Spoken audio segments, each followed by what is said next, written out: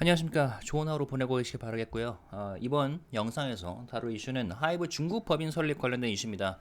사실 이게 지난 5월 29일에 보도가 됐었죠. 그런데 중국이란 나라가 굉장히 입체적인 나라이기 때문에 좀 포괄적으로 다루고 싶었습니다. 그리고 제가 뭐 한국의 여러 가지 온라인 커뮤니티를 그 리서치 차원에서 잘 들여다보는데 최근 들어 한 그 혐중 정사가 꽤나 널리 퍼지고 있는 것 같아요. 그리고 제 영상에서 댓글을 보아도 중국을 굉장히 이제 좀 뭐랄까 꺼려하고 두려워하는 그런 기류가 있는데 또 그러한 측면에서 봤을 때 지금 K-팝 엔터 기업들이 중국과 굉장히 지금 긴밀한 협업 관계를 맺는 것도 흥미롭죠. 그런데 중국이라는 나라가 이렇게 단순하게 바라볼 수 있는 나라가 아니다. 그리고 한중 관계도 입체적으로 우리가 좀 다룰 필요가 있다라는 마음에서 좀 파트를 제가 5개를 좀 준비해 봤습니다. 일단 뭐 첫 번째 파트는 당연히 하이브 중국 법인 설립 관련된 거고, 그 다음에 이 한한령 해제 기류가 작년 올해 들어서 굉장히 흘러가고 있는데 이게 어떤 흐름으로 진행되고 있는지, 그리고 파트 3에서는 이게 기회가 될 수 있는지, 중국과의 중국이라는 시장이 어떠한 기회를 제공하는지, 그런데 또 리스크는 무엇인지, 왜냐하면 말씀드렸지만 입체적인 시장이에요, 중국 시장이. 그래서 기회도 있는 반면에 리스크도 분명히 있습니다. 여러 가지 논란도 있었고요. K-팝과 중국의 이런 관계에 있어서. 그리고 마지막으로는 정권 얘기도 해봐야겠습니다. 이것도 좀 무시할 수 없죠. 네. 그래서 다뤄보겠는데요. 먼저 파트 1에서 하이브 중국 법인 설립 얘기를 해볼게요. 자, 먼저 하이브 중국 법인 설립 소속 가수 현지 활동 지원이라는 제목으로 기사가 나왔습니다. 한한령 완화 기대가 맞물려서 주목을 받고 있다라는 내용인데 지난 4월 2일에 올해 4월 2일이죠. 중국 베이징에 북경에 하이브 차이나를 설립했다고 29일 밝혔다. 5월 29일이죠. 그리고 하이브가 중국 현지 법인을 설립해 소속 가수들의 대륙 시장 진출을 본격화한다라는 게 이제 첫 줄이었고요. 하이브가 해외 법인을 설립한 것은 하이브 재팬, 하이브 아메리카, 하이브 라틴에 이어 이번이 네 번째다. 몇 주 전에 이제 하이브가 인도 시장도 준비하고 있다 이런 보도가 나왔었는데 공식적으로는 이번에 새로 설립된 것은 하이브 차이나가 되겠습니다. 하이브 인도는 좀 지켜봐야 되겠죠. 자, 그래서 하이브 관계자는 지난해부터 법인을 준비해 하이브 차이나를 설립했다. 지난해부터라고 특정하게 이제 시점을 명시해둔 게 또 눈에 띄죠. 하이브 차이나는 앞으로 하이브 뮤직 그룹 아티스트들의 현지 활동 지원 업무에 집중할 계획이라고 설명을 했다. SM, YG, JYP 등 국내 주요 가요 기획사들은 이미 중국 현지 법인을 운영을 하고 있다. SM은 웨이션 V, JYP는 보이스토리 등 중국 현지 아이돌 그룹도 제작을 했다. 그쵸? 여기에 더해 BTS와 세븐틴을 비롯한 다수 인기 IP를 보유한 국내 1위 가요 기획사 하이브가 중국 법인 설립에 나선 것은 최근 가요계에 부는 한한령 완화 기대감과 무관하지 않다는 시각도 있다. 요거는 파트 2에서 좀 더 다뤄볼게요. 자, 근데 하이브 차이나는 현재로선 중국 시장을 겨냥한 별도 오디션 프로그램 제작이나 현지 신인팀 데뷔 계획은 없는 것으로 전해졌다. 이것도 꽤나 눈에 띄죠. 왜냐? 지금까지 하이브 재팬, 하이브 아메리카는 이미 현지 그룹이 있습니다. 하이브 재팬은 N팀과 이제 최근에 데뷔한 아오엔이 있고, 하이브 아메리카는 캣사이가 있고, 거기다가 하이브 아메리카와 하이브 라틴, 거기다 하이브 재팬 역시 새로운 그룹을 또 준비 중이죠. 그러한 면에서 어디죠? 네. N팀과 캣사 여기 나오네요. 기존 해외 법인과 비교하면 제한적인 역할을 할 것으로 보인다. 하이브 산하 레이블 플레이디스는 하이브 인수 전인 지난 2018년에 중국의 플레이디스 차이나를 설립한 바 있다. 플레이디스 차이나는 기존대로 플레이디스 소속 아티스트의 지원 업무에 집중할 것이라고 하이브 관계자는 말했다라고 합니다.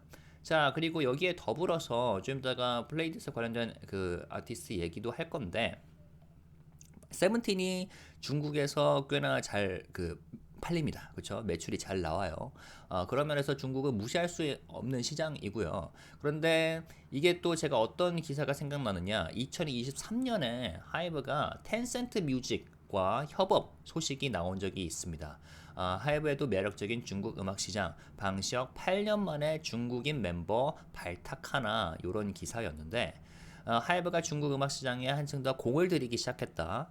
1%에 불과한 중국 매출 비중을 높이기 위해 신흥그룹에 중국의 멤버가 포함될지도 관심의 대상이다.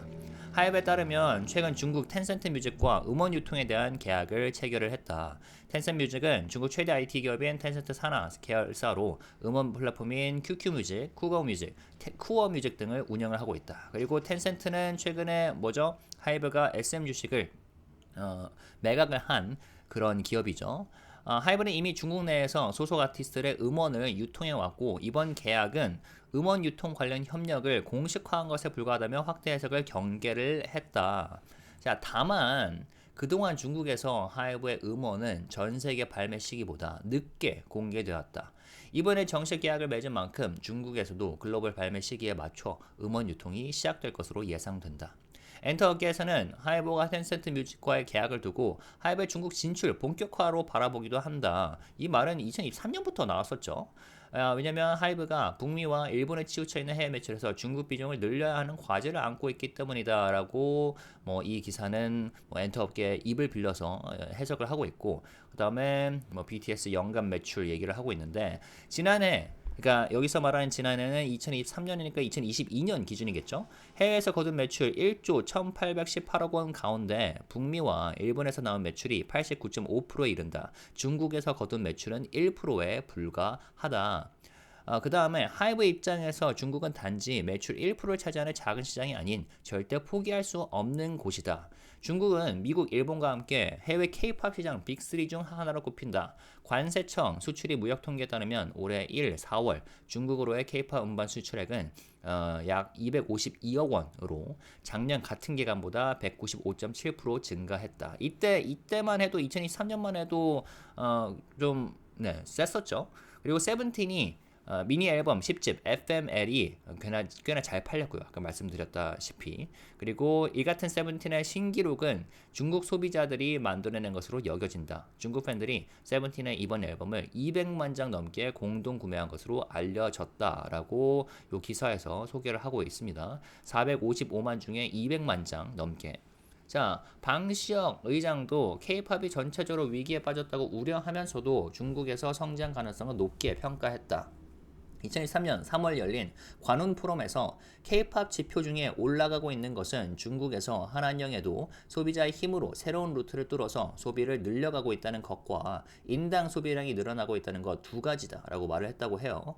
그리고 여기서는 일각에서는 하이브가 새로 선보일 아이돌 그룹에 중국인 member가 포함될 가능성도 제기한다라고 얘기를 했는데 방 의장은 그동안 중국인 멤버를 발탁하는 것에 상당히 인색했다라고 요 기자님께서는 표현을 해주셨어요. 하이브 소속 아이돌 그룹 가운데 중국인 멤버가 포함된 곳은 세븐틴이 유일하다. 두 명의 중국인이 멤버로 있다. 이 외에는 2022년 데뷔한 N팀에 대한 대만 국적인이 한 명 있을 뿐 니콜라스죠. 나머지 아이돌 그룹은 모두 한국이나 일본, 미국, 베트남, 호주 등으로 이루어져 있다. 5월 30일 데뷔하는 6인조 보이그룹 보이넥스원은 전원 한국인으로 구성됐다. 그 다음에 아이돌 그룹보다 중국인 멤버를 넣는 SM이나 중국 현지인으로 구성된 아이돌을 기획한 JYP와는 다른 행보다. SM이 아무래도 중국 멤버들을 조합하는 데 있어서 가장 적극적인 행보를 보여왔었죠. 그리고 제가 좀 이따 리스크 파트에도 얘기했듯이 그로 인해서 벌어졌던 논란이나 아니면 계약 문제도 꽤나 있었습니다. 그죠? 자, 그런데 하이브 산하 레이블인 플레이드에서는 새로운 보이그룹이 올해 하반기에 데뷔한다. 그리고 여기에서는 이때 당시만 해도 국적이 밝혀지지 않았었는데 투어스의 중국인 멤버가 한 분이 계십니다. 한진이라는 분이 계시고 그래서 세븐틴엔 두 분이 계시죠. D8 그리고 이제 준인데 투어스 앤 한진이 있습니다. 그래서 하이브 내 레이블 가운데 플레이디스만이 유일하게 중국의 멤버들이 있고 다행히도 아직까지 어떠한 문제가 불거진 적은 없어요. 그리고 플레이디스 같은 경우는 아까 말씀드렸다시피 플레이디스 차이나가 중국에 법인이 있는 상태입니다. 그렇죠? 그런데 플레이디스를 제외하고는 하이브 내에서 제가 이해하기로는 레이블에 중국의 멤버가 포함된 경우는 없다고 알고 있습니다. 거기다 더해서 이번에 중국 법인이 설립되었음에도 뭐 중국인 멤버 뭐 오디션을 한다던가 아니면 현지 그룹을 짠다던가 그런 내용은 아직 안 나온 거죠. 그게 뭐 나중에 또 변할 수도 있겠지만 그것도 제가 좀 흥미롭게 바라본 부분입니다. 자, 그래서 2023년에 그렇죠. 텐센트 뮤직과의 음원 유통 계약이 됐었고, 그리고 이때부터 뭐 하이브가 중국 진출을 본격화한다라는 내용도 나와 있었고, 그렇죠. 그래서 뭐 이번에 텐센트의 SM 주식을 매각을 했었지만 하이브도 법인입니다. 그리고 한국 내에서 기업들이 국민들이야 뭐 중국 욕을 자유롭게 하고 그래도 법인에서 중국 시장은 정말 무시할 수 없는 거거든요. 기업 입장에서. 그렇기 때문에 제가 처음에도 말씀드렸다시피 중국 시장은 입체적으로 바라볼 필요가 있다라고 말씀을 드렸던 거고요. 그리고 그 이때 당시에 텐센트 뮤직 플랫폼으로 통해서 하이브 소속 가수 음원을 공식적으로 선보일 수 있게 되었던 거죠. 그래서 협업 관계를 이어가고 있는 것으로 보입니다. 자, 그럼 파트 2에서 한한령 해제 기류가 지금 어떠한 흐름으로 쭉 진행되고 있는지를 좀 살펴보겠습니다. 우선은 작년에 11월에 이런 뉴스가 있었습니다. 중국이 11월부터 한국인 무비자 입국을 최초로 허용을 했었고요. 그리고 얼마 지나지 않아서 무비자 입국 기간이 15일에서 30으로 늘려졌습니다. 거기다가 11월 말 문화, 관광, 장관 회담서 양국의 교류 확대 뜻을 모았고 이때 한국 측에서는 한중 콘텐츠 합작을 늘려가자라고 유인촌 전 장관님께서 말씀해 주셨고요. 그리고 중국 측에서는 한국 콘텐츠 정책을 배우고 싶다라는 얘기가 나왔었죠. 그리고 네, 당시에 수예리 부장은 콘텐츠 등 문화 강국 한국의 성공사를 배우고 싶다고 밝혔었고 유인촌 장관은 여러 분야에서 한중 간 투자와 협력이 이미 활발하다. 앞으로 대중문화 분야에서 한중 합작 등을 통해 양국이 힘을 모은다면 세계 시장도 겨냥할 수 있다라고 얘기를 한 바 있습니다. 자, 이때부터 점점 서서히 그리고 한편으로는 빠르게 한중 해제 기대감이 점점 커져갔습니다. 중국에서는 또 12월 그 다음 달이죠. 무비자 환승 최장 10일로 연장됐다는 소식이 또 전해졌었고요. 그리고 한한령 해제 기대감에 대해서 유인촌 장관께서 공감을 또 표하셨고 K-팝 콘서트 그리고 방법론도 얘기를 했습니다. 중국과 관계는 한중일 관광 장관 회담 통해 상당히 많은 접근을 했다. 그리고 양국의 입장도 많이 이해된 것으로 생각된다라고 말을 했었고요. 자, 그리고 또 요게 좀 핵심적이었습니다. 올해 2월이죠.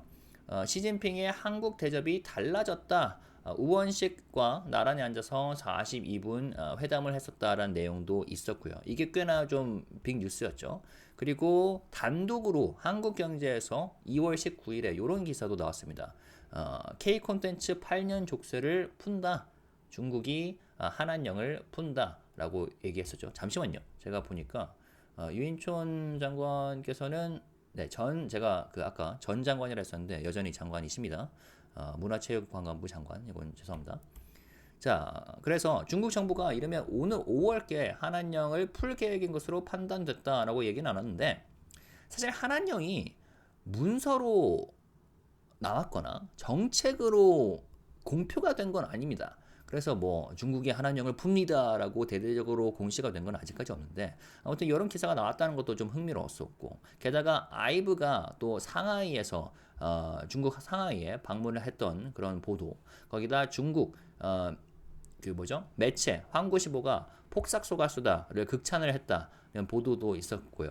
또 드림 콘서트 올해 드림 콘서트 월드 투어가 중국에서 벌어진다. 중국 콘서트에서 포문을 연다라는 보도가 있었는가 하면은 또 시진핑이 에이파엑을 계기로 해서 한국에 이제 방문을 한다. 방한 그리고 이걸 매우 중요시한다라는 보도가 4월에 나왔고요. 거기다 그 3인 멤버 3인으로 이루어진 래퍼 그룹 호미들이라는 그룹이 있습니다. 이분들께서 중국에 또 공연을 했습니다. 그래서 한국 가수로서 8년 만에 중국에 공연을 했고 게다가 K-팝으로서는 최초로 이펙스라는 그룹이 중국에 공연을 하기로 나왔었습니다. 그런데 아쉽게도 이게 돌연 연기가 되었어요. 현지 사정으로 인해서. 그래서 이 부분은 뭐 그 소속사 엔터테인먼트에서 입장문이 나왔었는데 이건 나중에 또 파트 그 4에서 리스크로 나올 수도 있을 것 같습니다. 왜냐? 우리가 한한령 해제로 인해서 기대감이 엄청 커지는데 중국 같은 경우는 워낙 폐쇄적이다 보니까 중국 정부가 뭐 이래라 저래라 하면은 워낙 뭐 기존에 설립되었던 계획도 물거품이 될 수 있는 부분인 거죠. 그게 워낙 쉽게 뭐랄까 계획이 무산될 수도 있는 부분이 있어서 이 부분은 좀 리스크로 다뤄봐야 될 것 같습니다. 아무튼 이렇게 일련의 흐름을 통해서 한한령 기대가 해제 기대가 작년부터 좀 커져왔던 그런 부분이 있습니다. 자, 그래서 파트 3는 기회인데 왜 이렇게 한국 엔터 기업들이 중국 시장에 들어가려고 하는가? 그리고 중국과 이렇게 협업을 하려고 하는가? 왜냐하면 시장이 무지막지 크기 때문이죠. 네, 일단은 그 중국 같은 경우는 세계에서 세계 최대 5대 미국 그 음악 시장 중에 하나이고요. 그리고 2023년에 중국 음악 시장이 약 14.5억 달러 규모였습니다. 그리고 그 전년 대비 약 26% 성장을 했고요. 그리고 텐센트 뮤직에서 유료로 음악을 소비하는 그 성장세도 분기별로 봤을 때 굉장히 가파르게 성장을 하고 있고요. 그리고 중국에서 2018년부터 스트리밍 시장의 성장세도 어마어마한데 요게 2030년까지 막강한 상승세를 예상할 수 있다라는 부분이 또 업계에서 전해지고 있죠. 그렇기 때문에 뭐랄까 K-팝 엔터 업계들 입장에선 중국이란 시장이 굉장히 매력적이다. 거기다가 제가 이제 판단을 해봤을 때는 하이브에 네로라 하는 아티스트들이 엄청 많지 않습니까? 그런데 현재 시점에서 월드 투어가 가능한 아티스트들 같은 경우에는 일단 몸뚱아리가 하나다 보니까 중국 시장을 굳이 들어가지 않아도 돌 수 있는 데가 굉장히 많아요. 그러니까 예를 들어서 지금 월드 투어 기대감이 큰 BTS 같은 경우는 미국하고 일본만 돌더라도 진짜 시간 다 갑니다. 거기다가 이제 많은 팬들이 바라는 대로 뭐 모르겠습니다. 라틴 아메리카나 아니면 그 유럽이나 그런 데 돌기도 바쁘죠. 그런데 저연차 아티스트 거기다가 지금 점점 그 경험치가 쌓여가고 그 뭐죠? 실력이 늘어가고 있는 저연차 아티스트 같은 경우에는 중국 시장이 굉장히 매력적일 수가 있죠. 수요가 또 있을 것이고 예를 들어서 아까 말씀드렸던 뭐 보이그룹 같은 경우는 투어스 같은 경우에는 중국에서도 콘서트를 몸직하지 않을까 생각이 들고요. 게다가 뭐 걸그룹 같은 경우는 아일릿도 충분히 가능하겠죠. 그래서 고연차 아티스트 같은 경우에는 뭐 미국 BTS 같은 경우는 미국을 돌기 바쁘겠지만 저연차 아티스트 같은 경우에는 중국이 상당히 매력적으로 작용하지 않을까 싶습니다. 그래서 시장 기회로 봤을 때 중국의 이러한 큰 수요와 그리고 큰 팬베이스가 매력으로 작용을 하는데 리스크도 분명히 있습니다. 무엇이 있느냐? 일단 첫 번째로 저희가 최근에 얘기 나눴듯이 중국 자본이 국내 엔터에 점점 스며들고 있죠. 네, SM 같은 경우는 네, 이제 텐센트 뮤직이 9.38%, 알리바바가 이제 4%를 이제 점령을 하고 있고 YG 같은 경우는 텐센트가 4.3%, 그리고 카카오 엔터테인먼트 같은 경우는 텐센트가 2.96%를 그 점유를 하고 있습니다.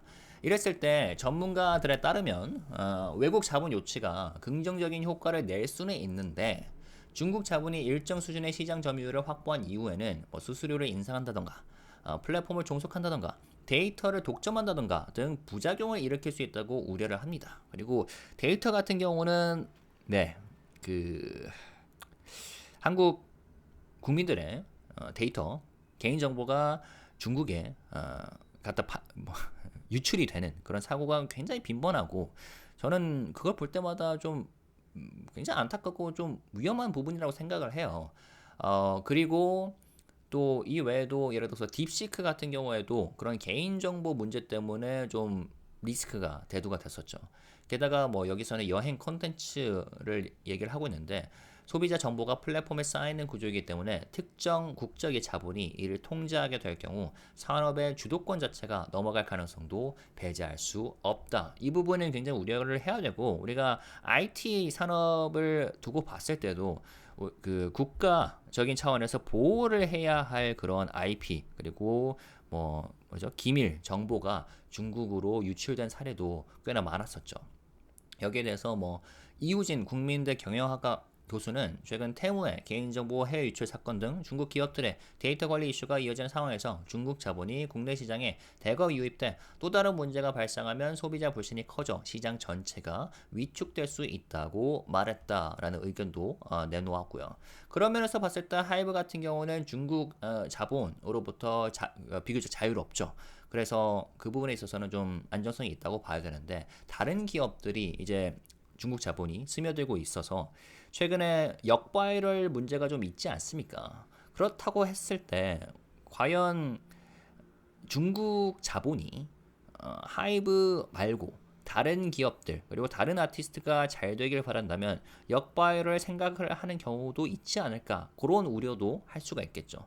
또 어떤 리스크가 있느냐 기억하신지 모르겠습니다만 2020년 당시에 BTS가 한국 전쟁 코멘트로 인해서 중국에서 약간 논란이 된 적이 있습니다. 저희 입장, 그러니까 한국 입장에서는 이게 무슨 논란을 하는 거야라고 싶은 부분인데 6.25 때 한국과 미국이 함께 시련을 겪었다. 이게 뭐냐면 그 뭐죠? 미국의 한미 친선 비영리 재단인 코리아 소사이어티의 연례 행사에서 한미 우호 관계 증진에 공을 세운 한국인과 미국인에게 주는 벤플리트 상을 BTS가 받았습니다. 그때 우리 리더 님이신 아렌님께서 올해는 한국전쟁 70주년으로 우리는 한미 양국이 함께 겪었던 고난의 역사와 많은 남성과 여성의 희생을 영원히 기억해야 한다라는 말로 소감을 밝히셨는데 이때 중국 매체 황구15가 BTS의 정치적 발언에 중국 네티즌이 분노하고 있다라는 내용으로 보도를 했어요. 그러면서 BTS가 6.25 전쟁 당시 미군이 침략자였음에도 미국의 입장에만 맞춰 발언을 했다라고 보도를 했고 중국의 일부 네티즌이 양국이 겪었던 고난의 역사라는 표현만 짚어 문제를 삼으며 중국이 큰 희생을 하며 미군을 막아줬는데 어떻게 이를 무시할 수 있느냐라고 비난을 했다고 이제 보도를 한 거죠. 거기다가 또 논란이 커지자 이 부분이 좀 중요합니다. BTS를 광고 모델로 세운 삼성전자, 현대자동차, 휠라 등 한국 기업들은 중국에서 운영하는 공식 쇼핑몰과 소셜미디어에서 BTS 관련 제품을 삭제를 했다. 이게 뭐냐면 일단 중국 시장에 오픈이 되면은 그 수요로 인해서 매출이 증가를 하지 않습니까? 그런데 이런 식으로 중국 측에서 이상한데 꼬투리를 잡고 예를 들어서 침략을 한 건 이제 북한이 이제 남한을 침략을 한 거죠. 그건 이제 역사적으로 증명이 된 부분인데 이상한 데 꼬투리를 잡아서 뭐 보이콧을 한다던가 그래 버리면 한국 기업들이 이거를 조심스러워할 수밖에 없는 경우가 지금까지 많았어요. 그게 이제 중국 시장에 오픈이 될 경우에 리스크로 되돌릴 수 있다는 거죠. 그러니까 당장 매출이 오를 수 있어. 근데 나중에 중국 팬들이 이런 식으로 보이콧을 한다면 중국의 소위 말해 머리를 조아려야 하는 상황이 펼쳐질 수도 있다. 근데 그때 당시에 외신들이 이제 그 해외 외신들이 중국의 행동 그리고 중국 네티즌의 행동을 굉장히 비판을 했었죠. 비판을 했었고 여기에 대해서 이제 뭐 중국 팬들에게 직접 물었다라고 인터뷰를 했다는 내용도 있는데 보면은 뭐 중국군이 북한을 지원해 북한과 중국을 미국으로부터 지켜냈다는 뜻이 뭐 담겨 있다라는 그러니까 본인들의 역사관에 기반을 해서 BTS를 비판하고 비난하고 욕을 했다는 거죠. 그래서 RM이 그런 얘기를 했을 때 미국은 우리까지 넘보려고 했고 그래서 중국군 20만 명이 목숨을 잃었는데 지금 그 미국의 고통에 동조한다는 거야 라는 마음이 들어서 뭐 이런 식으로 욕을 했다라고 하는데 뭐 앞으로는 팬을 하지 않겠다 국가 이전에 아이돌은 없다 뭐 이런 식으로 욕을 했었고 거기에 있어서 한국의 대표적인 기업들이 BTS 광고를 내리는 그런 해프닝까지 벌어졌었다. 그래서 이게 나중에도 또 앞으로 한한령이 해제가 되면 리스크가 될 수도 있겠다. 근데 이제 아미 분들께서 여기에 또 개입을 해주셨죠. 우리 막강한 아미 분들께서.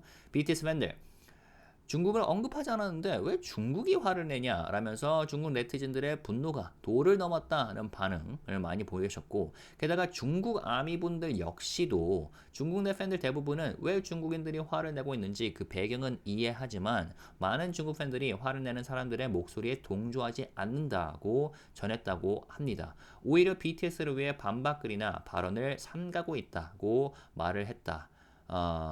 그래서 이런 아미들의 지적과 그리고 외신들의 비판 때문에 중국 내에서도 이 BTS 논란이 잠잠해졌다는 해프닝이 있었습니다. 그리고 제가 이걸 최근에 또 개인적으로 느꼈던 게, 아시는지 모르겠지만 몇 달 전에 그 보이넥스도어가 저 어디죠? 태국에 콘서트가 있었습니다.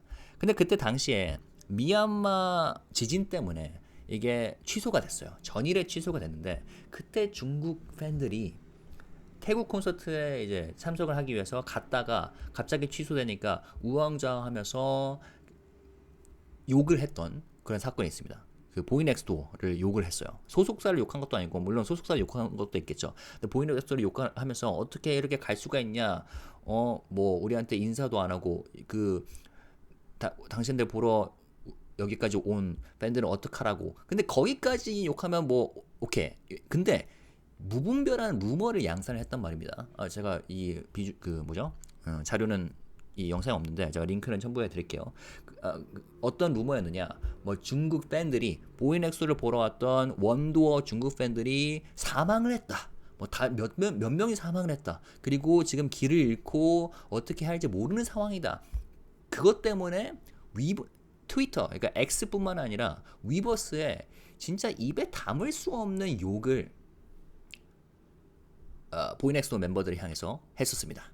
그걸 보면서 물론 제가 그때 당시에 또 제가 급하게 또 컨텐츠를 만들었죠. 이게 해명을 하는 컨텐츠. 왜냐하면 중국 그 대사관에 따르면 자국민이 실종을 하거나 사망된 사례는 발견하지 못했다.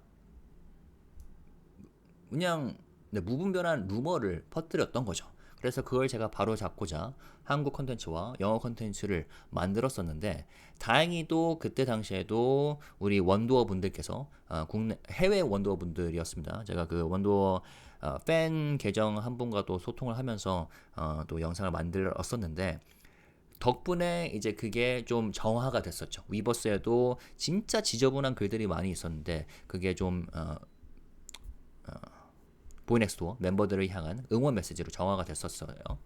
그걸 봤을 때도 제가 좀 걱정이 됐었어요. 만약에 나중에 중국 시장이 오픈이 되었을 때 이러한 사례가, 그러니까 BTS 때도 이런 일이 벌어졌었는데 다른 아티스트들에도 이렇게 벌어질 수 있지 않을까. 게다가 이게 그때 당시에 보이넥스토어를 욕했던 사람들 중에는 뭐 중국 팬들도 있었겠지만 팬이 아닌 사람들도 있을 거란 말이에요. 이게 국내에도 벌어집니다. 소위 말해 뭐 가면을 쓴다라고 표현을 하기도 하죠. 그러니까 특정 아티스트의 팬도 아닌데 팬인 것 마냥 욕을 하는 그런 사례도 있을 텐데, 그리고 중국 네티즌들이 워낙 이제 인구가 많으니까 소위 말해 화력이 좀 막강합니다. 그랬을 때 우리는 어떻게 반응해야 하는가? 기업 차원에서, 하이브라는 기업 차원에서 어떻게 반응을 해야 되고, 그리고 그러한 뭐 가이드라인이 이미 있는가? 그것도 제가 궁금을 하고, 게다가 팬들은 어떤 식으로 반응을 하고 어떠한 준비가 되어 있어야 하는가?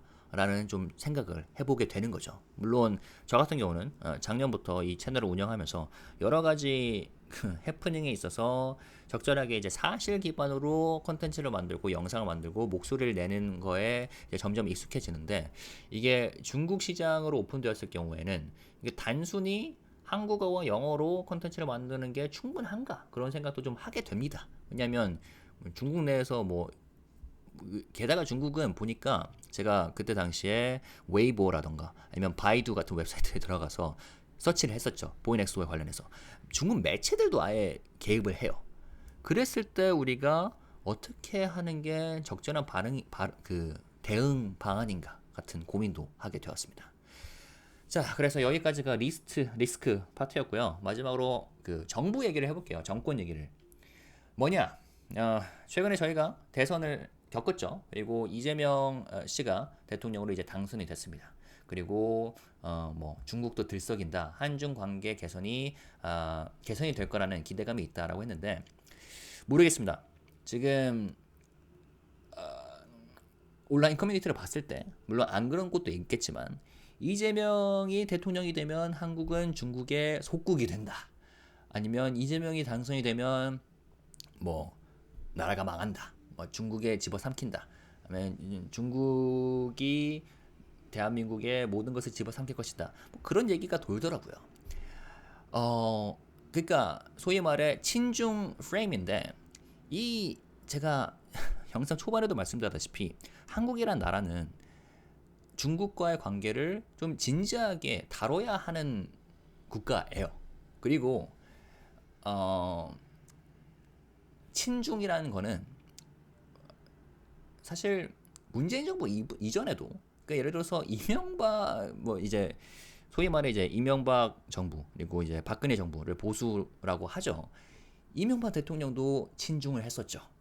한중 가장 가까운 나라로 발전 기대. 요게 2009년 12월 17일 청와대에서 나온 자료입니다. 당시 시진핑 부주석과 얘기를 나눴었죠. 동반자 관계 구축을 하겠다. 상호 협력을 강화해 나가기로 했다. 자, 그래서 당시 이명박 대통령은 중국은 우리에게 있어서 단순한 경제적 파트너가 아니라 북한 문제를 포함한 국제 현안에 있어서 매우 돈독한 협력자 관계. 앞으로 경제 분야뿐 아니라 사회, 문화, 교육, 또 안보 이러여러한 관계에 있어서도 양국이 가장 가까운 나라로 계속 발전해 나갈 것을 기대하고 있다. 그리고 여기에 대해서 시진핑 부주석 당시 부주석도 답변을 했었고요. 그리고 내년 그러니까 이때가 2009년이니까 2010년 중국 방문의 해를 맞아 인적 교류 및 문화 교류를 더욱 확대해 나가기로 했다. 그리고 여수 엑스포의 성공적 개최를 위해 적극 협력하기로 했다라고 얘기가 나왔었고 박근혜 정부는 어땠을까요? 박근혜 정부는 또 흥미롭습니다. 중국의 오랜 친구를 국빈 예우로 환대한다라는 박근혜 당시 대통령의 그런 방문기도 작성이 됐어요. 시진핑 주석 공식 환영식 단독 및 확대 정상회담, 양국 청년들과의 만남, 조약 서명식, 뭐 이러한 것으로 장시간 동안 다양한 형식의 회동을 가졌다. 이는 중국 측이 박 대통령에 대한 각별한 우위와 신뢰를 표시한 것이다. 그리고 시 주석의 특별한 배려를 엿볼 수 있었다라는 내용. 그리고 여기서 또 웃긴 게 공동 기자회견 이런 내용이 이때 당시 2013년 6월 27일입니다. 박 대통령은 중국 인민의 오랜 친구이자 나의 오랜 친구 시진핑 주석. 중국 휩쓰는 박근혜 열기. 한중 정상회담은 오랜 친구들 간의 만남. 박 대통령의 중국 방문, 범아시아적 영향력 발휘. 중국을 가장 잘하는 한국 대통령. 박근혜 대통령 패션으로 한류 뽐내. 그리고 이때 발언을 했던 게 칭화대학에서 연설을 했었네요. 저는 한국의 꿈과 중국의 꿈이 함께한다면 새로운 동북아의 꿈을 이룰 수 있다고 확신합니다. 한국과 중국이 함께 꾸는 꿈은 아름답고 한국과 중국이 함께하는 미래는 밝을 것입니다. 게다가 2015년에는 중국 전승절 70주년의 이 행사에 참여를 해서 축가까지 했었습니다. 근데 아이러니하게도 이게 미국의 화를 돋웠어요. 그래서 아이러니하게도 사드 문제가 벌어졌고 사드를 급진적으로 시행을 하게 됐습니다. 미국의 압박을 받아서. 그래서 당시에 중국의 꿈 깨졌다라는 기사도 나왔고 이때부터 비공식적이지만 한한령이 시행이 됐었던 거죠. 그리고 이전 정부였던 윤석열 당시 대통령도 리잔수 중국 전인대 상무위원장 접견하면서 진솔하게 의견을 교환했다. 지난 8월 수교 30주년을 맞아 양적인 면에서 비약적으로 성장해온 한중 관계를 향후 30년간 상호 존중과 호혜의 정신에 입각하여 질적으로도 더욱 발전시켜 나가기를 기대한다라고 얘기도 나눴고요. 그래서 한중 관계는 우리가 무시할 수 없는 요소다. 그리고 저는 개인적으로 이제 미국에서 상당 시간을 보냈고요.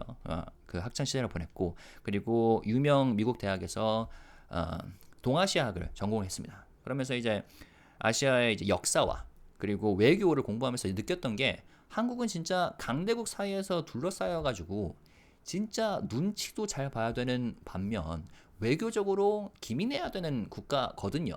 그래서 그 어느 한 나라도 서투르 해서는 안 되는 국가인데 지금 현재 상황에서는 이 뭐랄까 중국에 대한 협중 전서가 좀 지나치게 깔려 있는 게 아닌가.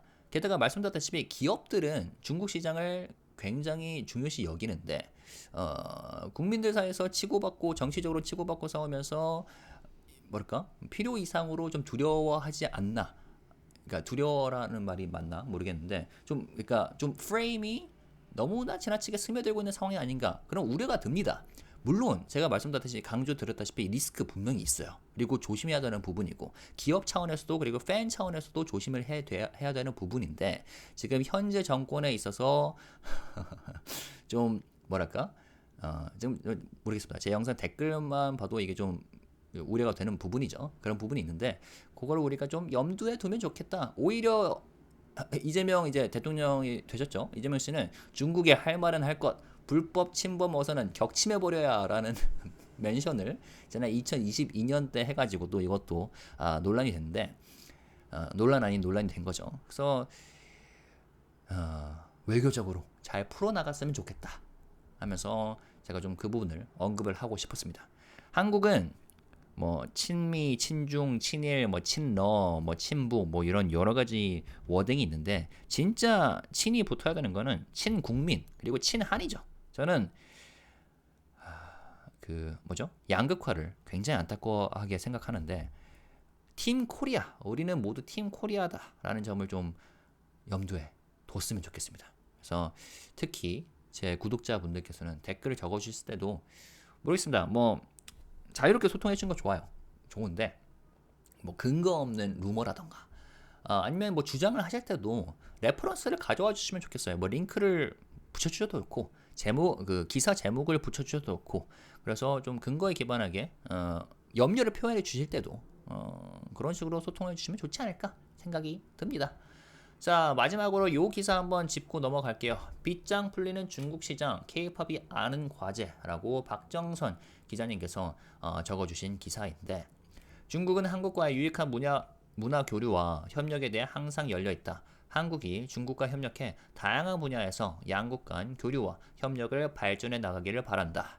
오랫동안 중국계 이게 이제 중국 외교부 대변인이 했던 발언인데 오랫동안 굳게 닫혔던 중국 시장의 빗장이 본격적으로 풀린다면 K-팝 산업은 과거 상상하기 어려웠던 거대한 성장 기회를 맞이할 수 있을 것으로 전망이 된다.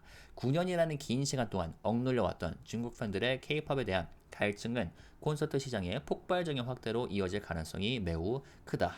그리고 광고 시장, 협찬 시장도 활기를 되찾을 것으로 예상이 된다. 뭐 경제적 파급 효과 얘기를 하고 있고요. 그리고 K-팝 아이돌 그룹들은 젊은 세대를 중심으로 강력한 팬덤을 구축하면서 중국 시장에서 가장 매력적인 광고 모델로 다시 한번 부상을 할 수 있다. 그리고 한 엔터 관계자는 콘서트 개최, 광고 및 협찬 시장에서 활기를 되찾는다면 단순히 수익의 중대를 넘어 K-팝 그룹의 중국 내에서의 영향력을 확대한다는 것에 큰 의미가 있다. 뿐만 아니라 9년이라는 긴 세월 속에서 소비자의 소비 패턴이 달라진 만큼 전통적인 활동 방식에서 벗어나 디지털 환경에 맞춘 지속 가능한 성장 동력을 확보하는 발판이 될 수 있다라고 말을 했다. 자, 그런데 제가 말씀드렸죠? 기회도 있는데 리스크도 분명히 있다. 마냥 반갑게만 받아들일 수는 없다. 과거의 영광 재현을 꿈꾸기보다 변화된 중국 시장 환경을 냉철하게 분석하고 이에 맞는 새로운 전략을 수립해야 한다. 중국 음악 시장 규모를 키워왔다. 지난해 3조 2천억 원, 22억 2,200만 달러에서 내후년 2027년 3조 7천억 원으로 커질 것으로 예상이 된다. 이런 가운데 중국은 K-팝을 견제하면서 자국 아이돌 산업을 우선적으로 키우고 있어 중국 정부의 문화 콘텐츠에 대한 규제가 예측 불가능한 변수로 남아있다는 지적이다. 사실상 언제든 K-팝의 중국 활동에 제약이 가해질 수 있다는 점을 간과해서는 안 된다는 것이다. 이건 제가 아까 언급한 부분도 있고 아닌 것도 있는데 중국이 이 대중문화가 굉장히 빠르게 발전했습니다. 지난 몇 년간 특히. 그리고 그 부분에 있어서 한국의 K-드라마와 K-팝을 거의 모르겠습니다. 저는 카피라는 표현을 좋아하지 않지만 레퍼런스를 정말 많이 했어요. 이렇게만 말해둘게요. 그렇다 했을 때 중국이 단순히 K-팝 그 아이돌이 중국에만 활동만 하게 내버려 둘 것인가? 아니면 나중에 들어가서 이빨을 드러낼 가능성도 있지 않을까? 그런 부분이 또 리스크로 보이고요. 게다가 아까 말씀드렸다시피 기대감은 크지만 중국 정부가 까딱하면은 이미 기획된 콘서트도 취소가 될 수 있다. 플랜이 물거품이 될 수도 있다라는 부분도 염두에 둬야 되는 거죠. 특히나 중국이 자국 우선주의가 좀 크기 때문에. 그래서 이 관계자는 중국 현지 팬들의 변화된 트렌드와 선호도를 정확하게 파악하고 중국 문화에 대한 깊이 있는 이해를 바탕으로 차별화된 고품질의 콘텐츠를 제공해야 할 것이라며 중국 현지 엔터 기업과의 전략적 협력을 강화하고 현지화 전략을 적극적으로 추진하여 중국 시장에 성공적으로 안착하기 위한 노력도 필요하다. 그리고 중국 시장의 문이 다시 열리는 것은 K-팝에 있어 놓칠 수 없는 기회인과 동시에 새로운 도전을 요구하는 중요한 시점인 셈이다. 단순한 일회성 공연 재개를 넘어 K-팝과 중국 문화 간의 상호 존중과 이해를 바탕으로 한 장기적이고 지속 가능한 교류 협력 관계를 구축해 나가야 할 시점이다 라고 얘기를 했습니다. 이 부분 맞죠? 그리고 중국 사정에 정통한 공연 관계자 역시 일부 중국의 지방 정부에서 K-팝 공연에 대한 흥미를 보이고 있는 건 사실이지만 당장의 대규모 공연으로 이어질 가능성은 높지 않다면서 워낙 중국 시장과의 문화 교류 단절이 오랜 시간 지속되어 왔고 변동성도 여전하다 때문에 한국 기획사들은 올해 하반기까지 추이를 살펴보고 구체적인 중국 활동 재개 전략을 수립할 것으로 보인다라고 말했다. 이어 문제는 어떤 식으로 다시 활동을 시작하는지다. 큰 규모에 따른 수익화에만 집중해 무작정 활동 재개를 택하지 않고 변동성을 고려해 그 대안, 정책을 마련하면서 안정성을 확보하는 것이 우선이라고 첨언을 했다라고 합니다. 100% 동의하고요. 그런 면에서 저는 하이브가 잘 해나가고 있을 것이라고 믿고 싶습니다. 그러니까 정확한 플랜이 있기를 바라고요. 추이를 보면서 준비를 철저히 하고 그리고 말씀드렸다시피 BTS 같은 경우는 아마 지금 콘서트가 다 짜여져 있을 거예요. 네, 과거 사례를 기반으로 해서 미국을 중심으로 해서 다 짜여져 있을 거기 때문에 만약에 중국이 오픈된다 하더라도 중국의 조만간 공연을 하기에는 시간상으로 맞지 않을 것 같고 대신 저연차 아티스트에게는 기회가 될 수 있다. 근데 그렇다 할지라도 여러 가지 요소를 염두에 두고 준비를 철저히 해야 될 것으로 보인다. 그런 면에서 봤을 때 그 하이브 기업 주가를 두고 봤을 때는 한한령 해지 때문에 지금까지 제가 봤을 때는 SM이 가장 수혜를 봤다고 저는 생각을 해요. 뭐 주가 상승 면에 있어서. 그런데 이제 하이브는 굉장히 흥미로운 포지션에 있다. 무엇이냐? 그 중국 매출 비율로 봤을 때 성장 여지가 하이브가 가장 크지만 동시에 중국 시장이 오픈이 되지 않다 하더라도 타격이 가장 적은 그런 매력적인 포지션에 있지 않나 저는 생각이 들고요. 그리고 또 한 가지 말씀드리고 싶은 거는 이것도 이제 프레이밍에 관련된 건데 최근 들어 모르겠습니다. 어떤 온라인 커뮤니티에서는 이재명이 대통령에 당선되면 하이브는 나락간다. 방시혁 나락간다. 라고 했는데 네, 대선 결과 나왔는데 뭐죠? 하이브가 3.3%가 올랐습니다. 애프터 시장에서는 더 올랐고요. 물론 이게 뭐 최근에 워낙 많이 떨어져서 뭐 반등을 한 거다. 그리고 또 모르죠. 이게 뭐 더블 탑이 돼가지고 또 29만 원 찍고 내려올 수도 있죠. 그걸 할 수 있는데 일단은 흥미롭습니다. 대선 결과가 나온 그 다음 날 SM은 1.3% 떨어졌고요. JYP도 떨어졌고 그리고 YG는 아마 양전을 했을 건데 그 그 보합이네요. 그러니까 유일하게 하이브만 오른 거죠. 게다가 카카오는 3.59% 하락을 했어요. 그래서 투자를 할 때는 우리가 소위 말해 돈은 거짓말 안 한다라는 말이 있지 않습니까? 여러 가지 요소를 염두에 두면서 우리가 투자를 하고 그리고 플래닝을 하고 하면 좋지 않을까 생각이 듭니다. 그리고 다시 한번 말씀드리지만 한국이란 나라는 우리가 뭐 자체적으로 살아남을 수 있으면 모르는데 다른 나라의 관계가 굉장히 중요하다. 그래서 기민하게 외교를 잘 해야 되고 그래서 이번에 새로운 한국 정부 모르겠습니다. 여러분께서 누구에게 투표를 하셨는지 모르겠지만 우리가 국민 모두가 팀 코리아라는 것을 염두에 두면서 통합을 했으면 좋겠습니다. 그러한 면에서 제가 항상 말씀드렸다시피 우리가 소통을 할 때는 댓글을 작성할 때는 좀 존중을 담아서 긍정적으로 그리고 서로와 나 자신과 상대방을 존중하면서 댓글로 소통을 해주시면 매우 감사하겠습니다. 네, 이상이고요. 또 다음에 뵐게요. 감사합니다.